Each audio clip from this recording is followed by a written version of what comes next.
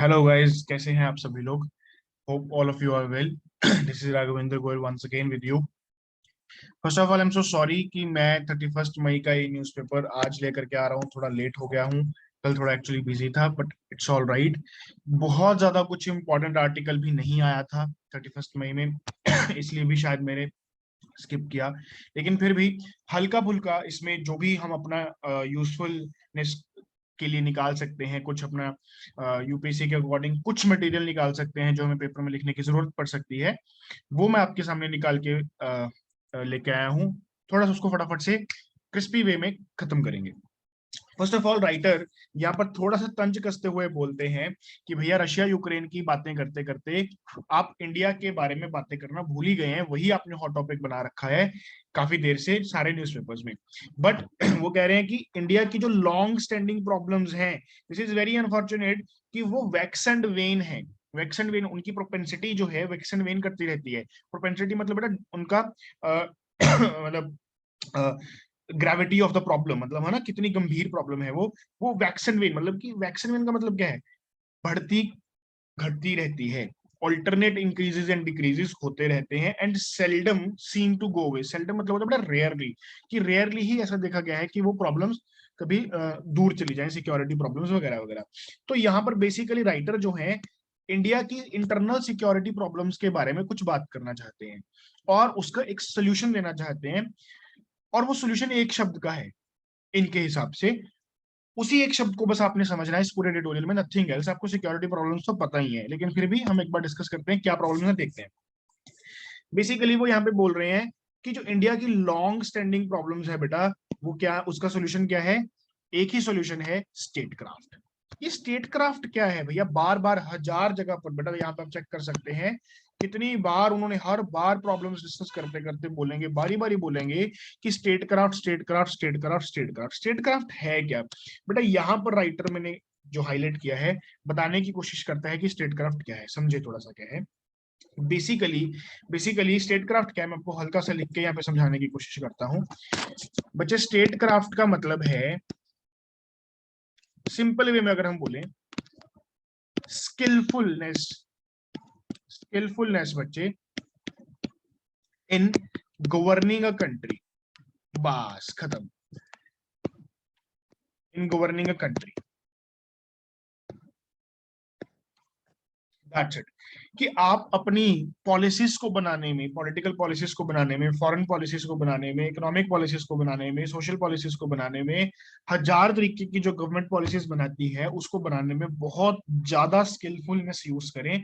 That is what is state craft. It is basically how you should run the government. कैसे यहाँ पे बोलता है राइटर, देखो, स्टेट क्राफ्ट इन्वॉल्व करता है fine grand comprehension of inherent problems. First of all, आप बहुत फाइनली ग्रेन्ड तरीके से कॉम्प्रीहेंड कर लें कि आपके इन देश की प्रॉब्लम्स क्या है। फिर आपके पास एबिलिटी हो to quickly respond to political changes, कुछ भी चेंजेस होते हैं तो उसमें फटाफट से रिस्पॉन्ड करें। फिर इन्वॉल्व करता है क्या, स्टेट कर्व क्या इन्वॉल्व करता है, स्ट्रेंथनिंग द एबिलिटी, उस एबिलिटी को स्ट्रेंथन करना टू एक्सप्लॉइट द अपॉर्चुनिटीज, कोई भी मिल जाए अगर आपको। और एक पॉलिटिकल निम्बलनेस, डिग्री ऑफ पॉलिटिकल निम्बलनेस आप डिस्प्ले करें। निम्बलनेस का मतलब क्या बेटा, बहुत ही क्विकली रिस्पॉन्ड करना किसी चीज के लिए, तो that is called political nimbleness. Rather than leaving everything to the security agencies, कहता है देश की सिक्योरिटी के लिए अगर आप सारा कुछ सिक्योरिटी एजेंसीज पर ही छोड़ देंगे तो it means sir you are doing wrong. You need to be very much politically nimble, ठीक है, and you have to be able to exploit every coming opportunity and you have to be ready for every coming political changes. So basically politically you need to be very much strong. फिर in short फिर से writer बताता है कि in short इसका मतलब समझे फिर से क्या है कि it entails a shift to from reposing all the faith, कि आप सारे का सारा अपना विश्वास सिक्योरिटी एस्टेब्लिशमेंट पर छोड़ दें सिक्योरिटी के लिए, ये गलत होगा। ये नहीं, ये कहता है स्टेट क्राफ्ट। स्टेट क्राफ्ट कहता है कि शिफ्ट करें अपना फोकस कहां पर, कि आप अपनी पॉलिसीज की इंप्लीमेंटेशन कैसे करते हैं, प्रोग्राम्स की इंप्लीमेंटेशन कैसे करते हैं। बेटा मेरी सिंपल सी बात समझे, आगे चलकर राइटर यहाँ पर माओइस्टों की बात करता है, माओवादियों की बात करता है, नक्सलाइट्स की बात करता है। मेरे को एक सिंपल सी बात का आंसर करो बेटा, माओइज्म की थ्योरी क्या है। कम्युनिज्म, कम्युनिज्म चाहता क्या है, कम्युनिज्म चाहता है इक्वालिटी। कम्युनिज्म कहता है कि गरीब लोग भी अमीर बन जाएं और अमीरों का जो अत्याचार है गरीबों पर वो खत्म हो जाए। बेटा अगर सरकार की पॉलिसीज जो गरीबों के बेनिफिट के लिए है वो अच्छे से अगर इंप्लीमेंट हो जाएंगी, सरकार के बेनिफिट्स अगर अच्छे से लोगों के पास पहुंचने लग जाएंगे, तो माओइस्टों को और चाहिए क्या, खत्म हो गया वो। वो क्यों लड़ेंगे, लड़ेंगे ही नहीं। फिर क्या कहते हैं, इन इफेक्ट सरकार, राइटर फिर से डिस्कस करते हैं कि इन इफेक्ट, फिर से डिस्कस कर लेते हैं। स्टेटग्राफ क्या है, it shifts the emphasis to formulating strategies that favour political deftness. बेटा डेफ्टनेस का मतलब क्या है, डेफ्टनेस का मतलब है स्किलफुल होना, बहुत क्विक होना, बहुत एजाइल होना, पॉलिटिकली बहुत स्किलफुल होना, स्ट्रेंथन होना, एजिलिटी होना आफ्टर द इनिशियल फेज, वगैरह वगैरह। तो बेसिकली सरकार, राइटर यहाँ पर बोलता है कि भैया अगर आपकी political policies, programs, implementations, benefits reaching the public अगर बहुत अच्छा हो जाएगा, अगर आप चेंजिंग सिचुएशंस को बहुत अच्छे से फास्टली टैकल कर लेंगे, फेस कर लेंगे, तो सर ये सारी प्रॉब्लम्स अपने आप ही खत्म हो जाएंगी। फिर राइटर यहाँ पर कुछ बड़ा फटाफट से कुछ इंटरनल इश्यूज डिस्कस करता है, जैसे कि कश्मीर, कहते हैं कश्मीर का इशू यार 1947 से चलता जा रहा है और आज भी चलता जा रहा है, और बार बार इसमें बहुत एक्सट्रीम वायलेंस होता है, फिर एकदम से थोड़ा सा कम हो जाता है, नॉर्मलसी हो जाती है, थोड़ा बहुत स्पेल्स ऑफ नॉर्मलसी हो जाती है, फिर एक्सट्रीम वायलेंस हो जाता है। कोई प्रॉपर सोल्यूशन इसका हो नहीं पाया, लॉन्ग स्टैंडिंग प्रॉब्लम है। 18-20 महीने पहले की अगर बात कर लें तो आपने 370 हटाने के बाद लोकल पॉपुलेशन भी साथ देने लग गई थोड़ा बहुत कि यार हमारी तो सारी फ्रीडम ही छीन ली है, क्योंकि अल्टीमेटली फ्रीडम तो गई है ना उनकी, इसमें कोई दो राय नहीं है। अगर आप एज अ कश्मीरी एक बार के लिए सोचें, आपके पास वहां पर सब कुछ करने के लिए था, और दिल्ली का बनाया हुआ कोई भी लॉ आपके ऊपर इंप्लीमेंट नहीं हो सकता था डायरेक्टली, अभी एकदम से सब कुछ इंप्लीमेंट होने लग गया है, तो फ्रीडम तो गई है कहीं ना कहीं, तो लोग भी परेशान होंगे तो वो भी सपोर्ट करेंगे, लोकल सपोर्ट देखो मिलेगी उनको। Current crop of Jammu Kashmir militants को जो आजकल पनप रहे हैं मिलिटेंट्स, उनको लोकल सपोर्ट भी मिलेगी, ठीक है। और इसमें बेटा और क्या हो रहा है, पाकिस्तान की सपोर्ट तो मिलनी है उधर की तरफ से। वायलेंस बढ़ता जा रहा है जम्मू कश्मीर में, और कश्मीरी पंडित एक बार फिर से आजकल काफी ज्यादा मर रहे हैं। सरकार को इसकी अकाउंटेबिलिटी तय करनी चाहिए कि who is responsible and why the सरकार is not working good in this. Writer बोलता है कि अल्टीमेटली सोल्यूशन एक ही है, जो क्या है, स्टेट क्राफ्ट। अगर कश्मीर में बहुत अच्छे से पॉलिटिकल पॉलिसीज एंड प्रोग्राम्स और वगैरह वगैरह सरकार के सारे स्कीम्स वगैरह बहुत अच्छे से इंप्लीमेंट हो जाएंगे, वहां का यूथ जॉब पा सकेगा, बहुत अच्छे से पढ़ाई कर पाएगा, उसको लगेगा फ्यूचर कुछ और भी बेटर हो सकता है, क्योंकि सरकार बहुत अच्छा कर रही है सारा कुछ। तो भैया वो क्यों करेगा ये सब कुछ, वो उधर जाएगा ही नहीं, उसको लगेगा पैसे कमाते हैं, फैमिली के साथ खुश रहते हैं, बात खत्म करते हैं। इस तरीके से टारगेटेड किलिंग्स बेटा बहुत ज्यादा होने लग गई हैं, इवन की पुलिस वालों की, ऑफिशियल पुलिस पर्सोनल्स भी मरने लग गए हैं। इससे राइटर बोलता है कि सबसे बड़ा खतरे की घंटी क्या है, कि ऐसा लग रहा है कि जो टेररिस्ट लोग हैं वो इनफिल्ट्रेट कर चुके हैं बच्चे, ऑफिशियल मशीनरी में भी, सरकार में भी आकर के वो बैठ चुके हैं, कहीं ना कहीं गवर्नमेंट पोस्टेस पर वो आकर बैठ चुके हैं। अमरनाथ यात्रा जो चालू होने वाली है अभी एंड ऑफ द जून में, उस पर भी खतरा मंडरा रहा है मिलिटेंट्स का कि वो अटैक करेंगे। एंड इफ कहता है अगर ये हुआ, इस वक्त कहता पूरे हिंदुस्तान में हिंदुइज्म का जो एक वो चला रखा है पूरा सिस्टम, कि हिंदू कमजोर नहीं है, ये नहीं है, मुसलमान नहीं, कैसे कर देंगे वैसे कर देंगे। अगर कहता अमरनाथ यात्रा के ऊपर कोई अटैक हुआ और हिंदू मरे, तो कहता it will result into crescendo of violence. बेटा क्रिसेंडो मतलब होता है किसी भी चीज की पीक हो जाना, कहता इतना जबरदस्त पीक हो जाएगा पूरे देश में, न जाने शायद सारे हिंदू मुसलमानों के अगेंस्ट होकर के उसको मारने लग जाए, और बहुत ज्यादा बहुत जगहों पर होने लग जाएगा। जैसे अभी आपने देखा रामनवमी पर 7 से ज्यादा स्टेट्स में वायलेंस हुए हैं बेटा, बारी जो रैलियां होती हैं रामनवमी की, कह लो जो वो निकालते हैं पूरा, उसमें जगह जगह पर वो हुए हैं, वो मस्जिदों को तोड़ने में, ज्ञान व्यापी मस्जिद का इशू चल रहा है, काशी का चल रहा है, ठीक है, मथुरा का चल रहा है, कितने सारे ये सब इश्यूज चल रहे हैं। जैसे कि राहुल गांधी ने पिछले ही कुछ दिनों में टिप्पणी दी थी कि भैया पूरे देश में ऐसा लग रहा है केरोसिन छिड़का जा चुका है, अभी कोई एक चिंगारी की जरूरत है। तो राइटर यहाँ पर बोलता है कि अमरनाथ यात्रा में कोई अटैक हो जाए, वो चिंगारी हो जाएगी और वो पूरी आग लग जाएगी पूरे देश में, इसको बचाना ही चाहिए हमें। स्टेट क्राफ्ट ही इसका ओनली सोल्यूशन है। पॉलिटिक्स को ठीक करना पड़ेगा, यही एक इसका ओनली सोल्यूशन है, यही राइटर बार बार बोल रहा है। उसके बाद बेटा यहाँ पर सिंपल बात करता है, कोई ज्यादा बात नहीं है। हाँ वो यहाँ पे फिर से वो बोल रहा है कि जो नए लोग जम्मू कश्मीर की पुलिसिंग में ऐड हो रहे हैं या गवर्नमेंट सर्विसेज में ऐड हो रहे हैं, उनके लिए सिचुएशंस बहुत अनप्रडिक्टेबल लग रही हैं। और जैसे कि जम्मू कश्मीर ऑलरेडी रेप्लीट है बेटा, रेप्लीट का मतलब है भरा हुआ है। किससे भरा हुआ है? अनप्रडिक्टेबल एलिमेंट्स के साथ, कि पर ना जाने क्या होगा, कौन क्या करेगा क्या नहीं करेगा, कुछ अनप्रडिक्टेबलनेस ही है वहां पर, कुछ ज्यादा सही नहीं है, मतलब है ना, सर्टेनिटी नहीं है किसी चीज में।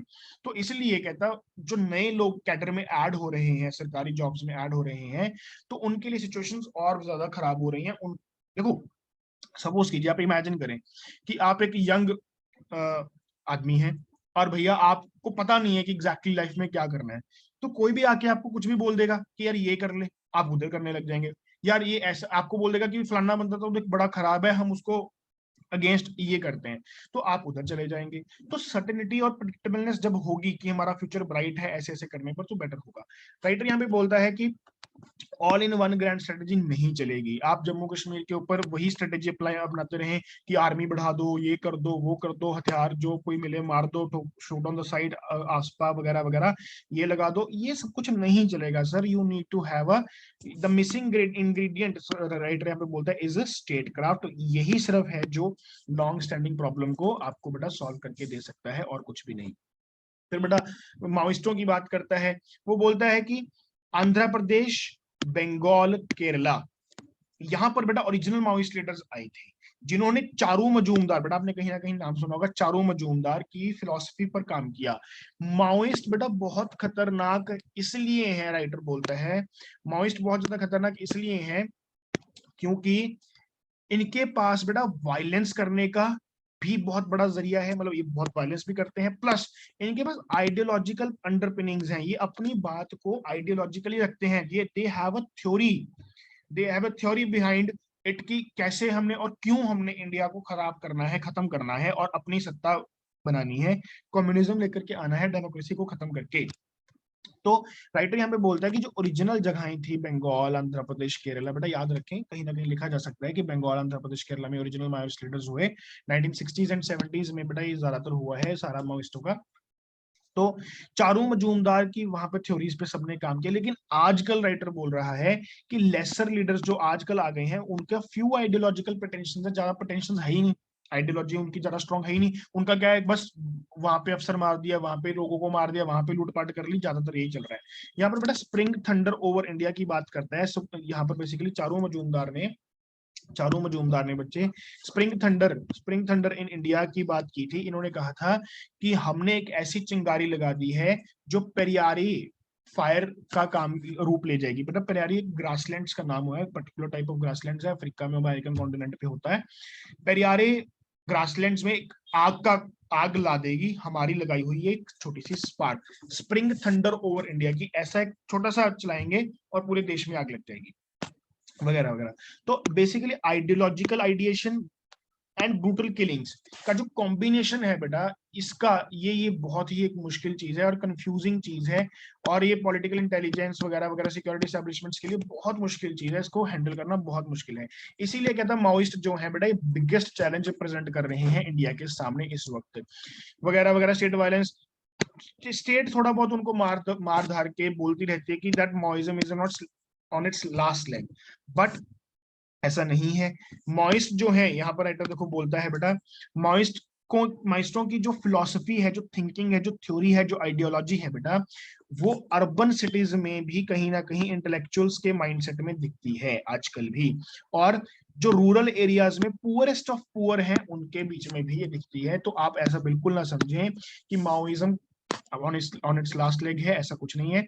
इसलिए you need a very good, very skillful, very agile state craft.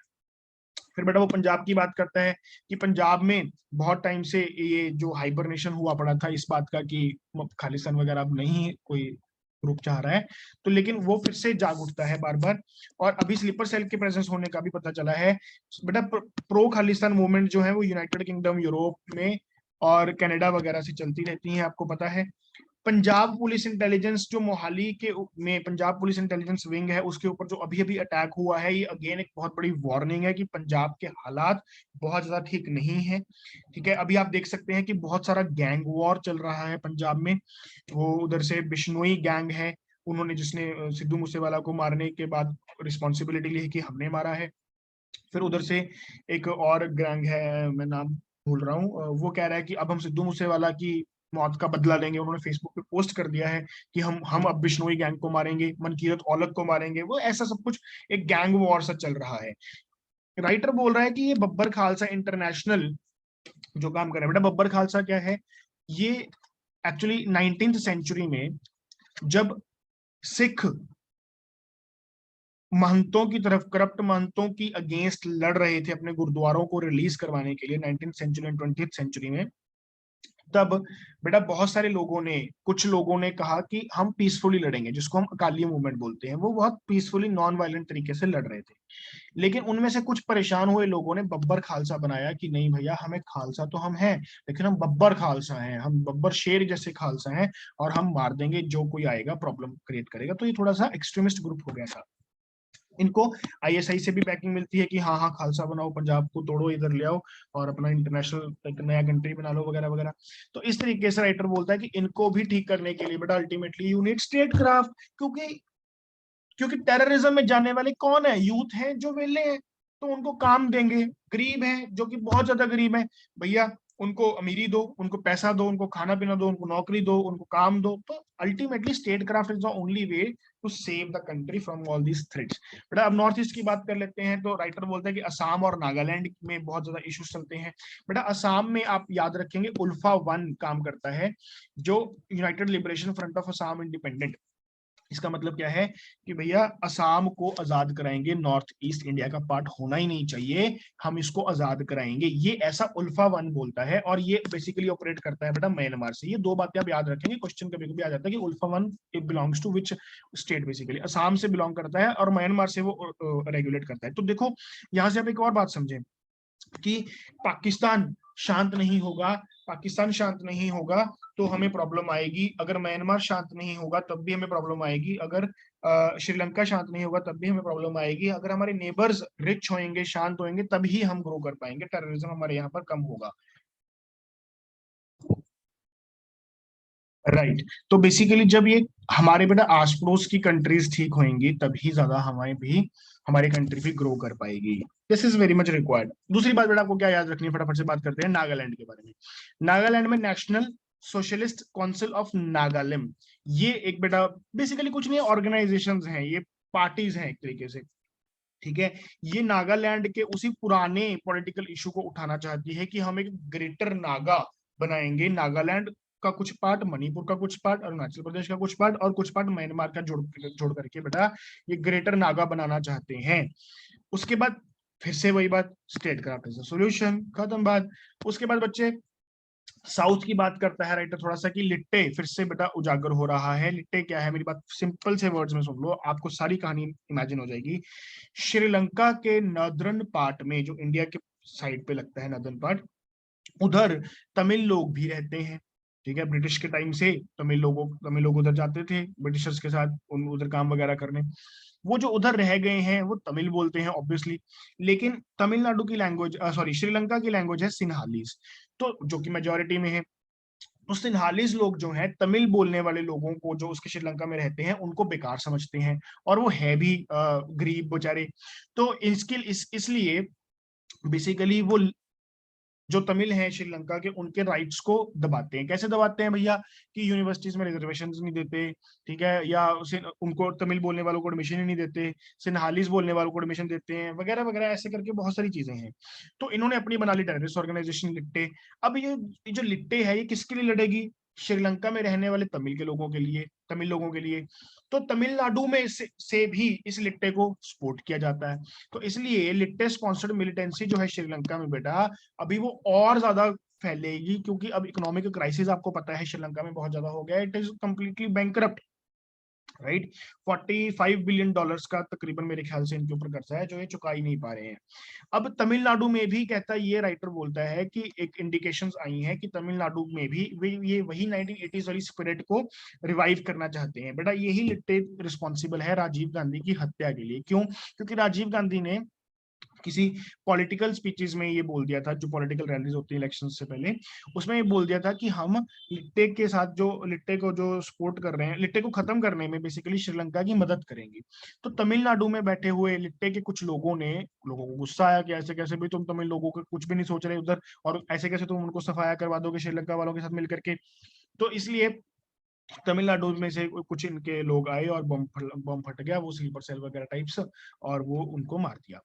तो बेसिकली अल्टीमेटली फिर से बोलते हैं state craft is the only solution. बेटा सिंपल बोल रहे हैं कि सिक्योरिटी बहुत ज्यादा बढ़ाने से कोई बहुत ज्यादा फायदा नहीं होगा, आपको अल्टीमेटली स्टेट क्राफ्ट के काम करना पड़ेगा। Properly structured set of policies, मैंने बोला ना स्टेट क्राफ्ट यही है, having liberal doses of state craft in addition to a proper set of security measures. हाँ, सिक्योरिटी मेजर्स का कुछ प्रॉपर होना चाहिए, liberal doses of state craft होना चाहिए, is the best answer to India's need now in and in the future. बेटा बहुत ही ज्यादा सिंपल वे में आपको इस आर्टिकल को देखना चाहिए, ठीक।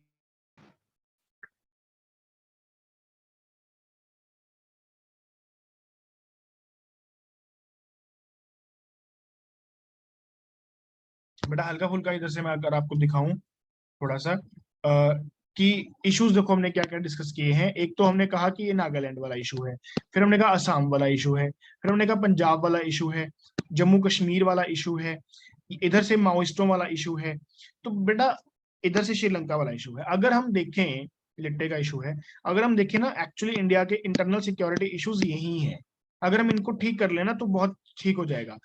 महाराष्ट्र में जो थोड़ा बहुत इशू बेटा आता है कभी कभी, वो पाकिस्तान से ही आता है। तो अल्टीमेटली हमारी नेबरिंग कंट्रीज अगर ठीक रहेंगी, चाइना म्यांमार वगैरह वगैरह, तो हमें बेटर रहेगा। और इंटरनल सिक्योरिटी इश्यूज को थोड़ा सा ऐसे इमेजिन करना शुरू कर दें कि ऐसे ऐसे करके इश्यूज हैं, अल्टीमेटली सोल्यूशन इधर राइटर ने एक ही दिया है, that is state craft. Thank you so much, this is Raghavendra from this side signing off. कोई भी डाउट होगा बेटा आप फिर से मेरे से पूछ सकते हैं, एनी टाइम कमेंट करें, आपको रिप्लाई करूंगा। And thank you so much, please do like share and subscribe, thank you so much.